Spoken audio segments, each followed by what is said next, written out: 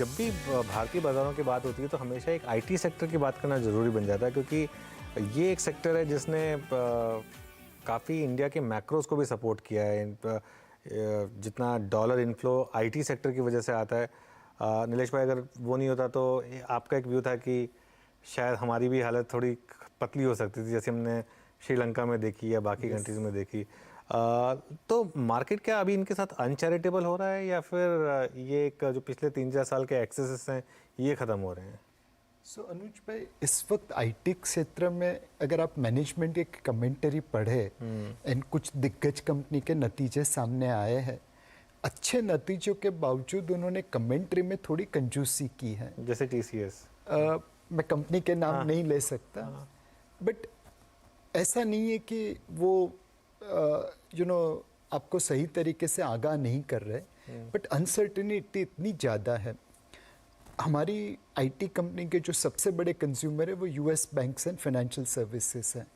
वहाँ पे एक के बाद एक बैंक अनाउंस कर रहा है कि हमारे आईटी बजट में कटौती होगी। हमारी आईटी कंपनीज यूरोपियन कंपनीज को सर्व करती हैं, उनकी हालत खस्ता है। तो इस वक्त ये कहना मुश्किल है कि इंडियन आईटी कंपनीज को नेक्स्ट ईयर में कितनी रेवेन्यू ग्रोथ होगी। दूसरी चीज़, मार्केट का अपना एक्सपीरियंस है जिसमें रीसेंसी बायस आता है। अगर मैंने पिछले 6 महीनों में किसी सेक्टर में पैसा बनाया है तो मेरा आउटलुक उसके ऊपर जनरली पॉजिटिव रहता है। पिछले 6 महीनों से आईटी सेक्टर में किसी ने पैसा नहीं बनाया, तो वहीं पे भी थोड़े खट्टे अंगूर जैसा मूड बना हुआ है। ये दोनों चीज़ मिला के देख लो तो जब तक ये सर्टेनिटी नहीं आएगी कि कितनी रेवेन्यू ग्रोथ आएगी आईटी सेक्टर में, उनके शेयर को बाउंस बैक होना मुश्किल है। ठीक है। बाला, एक और सेक्टर जो लग रहा था कि काफ़ी रिवाइव हो रहा है लेकिन स्टॉक्स ने उतना अच्छा किया नहीं, वो है रियल एस्टेट। इस पर क्या व्यू है अब आपका इस नए संवत में? रियल एस्टेट में इट्स समथिंग यूनिक है कि लास्ट 4-5 साल से इन्वेंट्री के हिसाब से जो प्रेशर जो पहले था that got completely eased out. Second, the last 1 year various state governments took initiatives to reduce the stamp duty and so on and so forth. उसका वजह से भी ये सेक्टर को बहुत फ़ायदा हुआ। But from a larger economic point of view आज के दिन में जो रेंटल यील्ड जो बढ़ रहे हैं, चाहे ये सेक्टर में I think more than commercial, residential real estate में जो रेंटल के लिए जो डिमांड जो आ रहा है, एक्चुअली जो ओनरशिप के लिए डिमांड आ रहा है in different parts of the country, is something is very encouraging. अगर उसके हिसाब से देखते हैं, plus also even the housing loan rates हैं, इतना इंटरेस्ट रेट बढ़ाने के बाद भी जो हाउसिंग लोन जो बोरोअर जो है उनके लिए जो इंक्रीज आया is not very large enough actually to reduce the demand. So from that angle if you see affordable housing में wherever the price range is in certain range, say 5,000 to 7,000 rupees kind of range, I think there is a demand.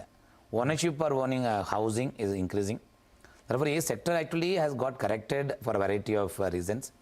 But ये मेरे हिसाब से sometimes these sectors gets pushed up very aggressively क्योंकि ये growth permanent रहेंगे करके the generally sectors gets pushed up.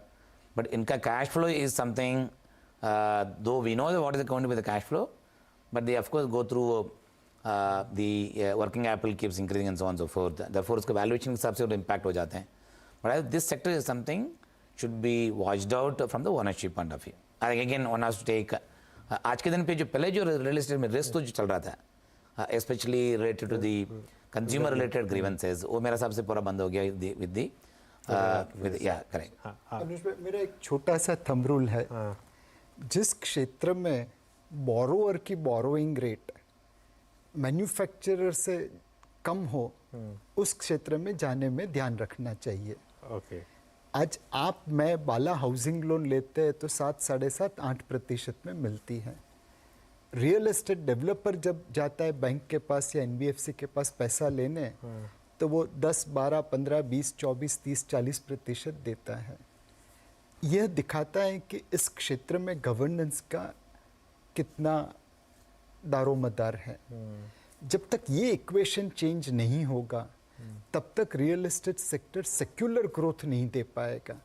उतार चढ़ाव आते रहेंगे, बट उन्हें अपना गवर्नेंस इतना ऊपर करना पड़ेगा कि उस क्षेत्र की कंपनियां की बोरोइंग कॉस्ट अपने कंज्यूमर की बोरोइंग कॉस्ट से कम हो जाए।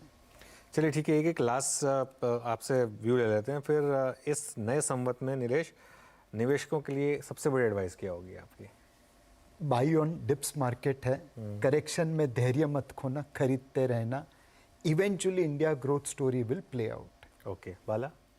वैसे उम्मीद के हिसाब से करना चाहिए। लास्ट 2-3 साल जो हिसाब से कंसर्न जो था, आई थिंक मेरे हिसाब से वो सब पीछे हो रहा है। इंडिया मेरे हिसाब से उम्मीद का जो आ रहा है actually from a global point of view, India will do far better. So basis में आपको निवेश करते रहना चाहिए और पोर्टफोलियो बिल्ड करते रहना चाहिए लॉन्ग टर्म के लिए। चलिए इसी ऑस्पिशियस और ऑप्टिमिस्टिक नोट पर शो को समाप्त करते हैं। नीलेश, बाला, थैंक यू सो मच, आज आप यहाँ पर आए और हमारे साथ बातचीत की। और सभी दर्शकों को शो देखने के लिए शुक्रिया और बने रहिए CNBC आवाज़ के साथ।